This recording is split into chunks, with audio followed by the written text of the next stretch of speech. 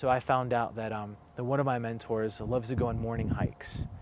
And so I just asked him, hey, I know you're really busy, but how about I meet you at the Mount Sanitas trailhead and we'll go hiking tomorrow at, say, 7:30. And he's like, that's funny. That's where and what time I usually go hiking. And I'm like, perfect, I'll meet you there.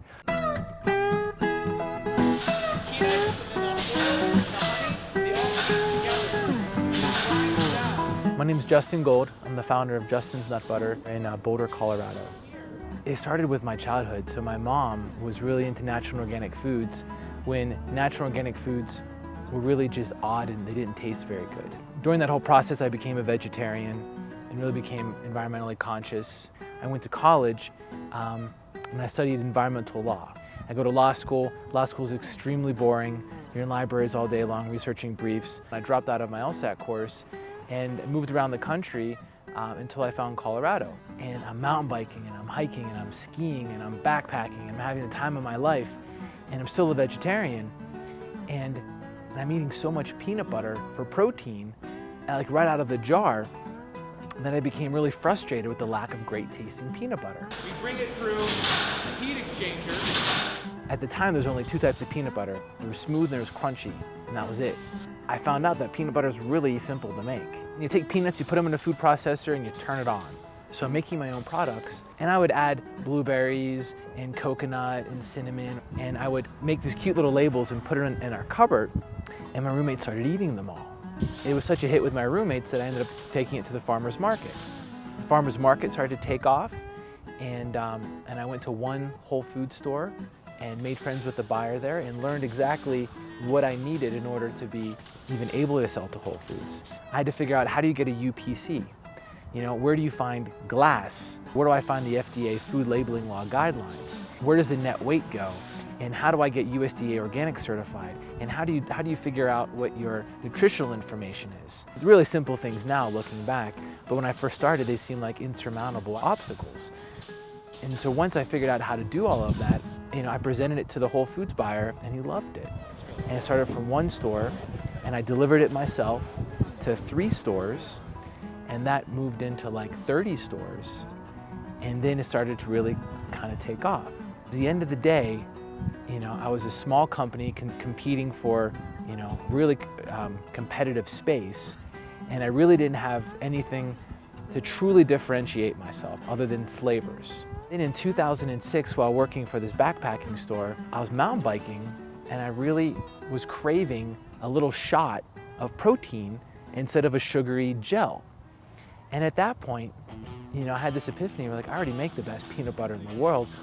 How come nobody's putting peanut butter nut butters into squeeze packs? And then that's when things really started to get serious. And now, I need to buy, a squeeze pack machine that costs 6 figures.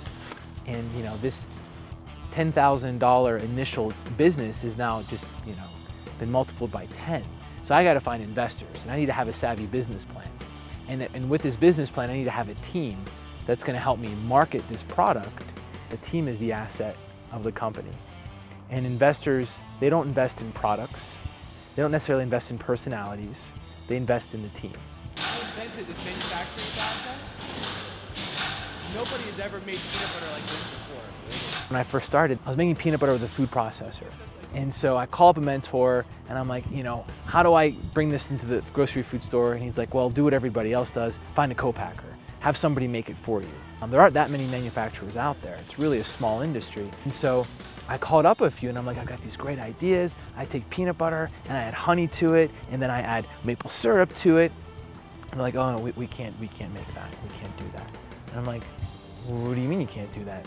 Well, the type of equipment we use, we have these big industrial stone mill grinders, and if you introduce something like honey or maple syrup, it'll burn out the machines. And I'm just like, well, how come I can make this at home with my rinky-dink food processor, and you guys are this professional industrial facility and you can't do that? Well, it just can't be done. And so instead of buying a $50,000 piece of equipment that everybody else had, I tried to think, all right, well, let's think in terms of food processing.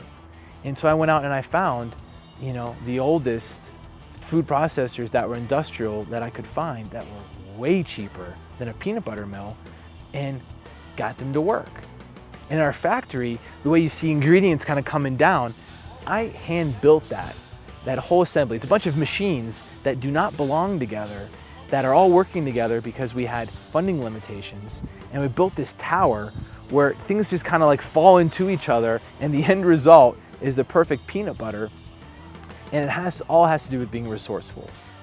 And so at that point, I found the equipment, I wrote a business plan, and raised the money from local investors. When we launched the peanut butter and almond butter squeeze pack, our company just kind of exploded overnight. The squeeze packs were in Whole Foods nationwide, they were in coffee retailers nationwide, REI nationwide, and then that's when I knew I really had something.